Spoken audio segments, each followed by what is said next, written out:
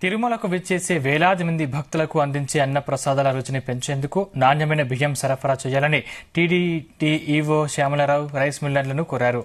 Tirupati TTD పరిపాలనా భవనంలోని సమావేశ మందిరంలో టీటీడీకి బియ్యం సరఫరా చేస్తున్న రైస్ మిల్లర్లతో ఆయన సమావేశం నిర్వహించారు.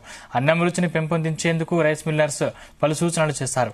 ఇందులో ముఖ్యంగా తరిగొండ వెంగమాంబ అన్న ప్రసాదంలో వంట పరికరాలు దశాబ్దన్నరంగ కాలం నాటివి కావడంతో వాటి స్థానంలో అత్యాధునిక యంత్రాలను ఏర్పాటు చేయాలని ఈవో దృష్టికి తీసుకెళ్లారు.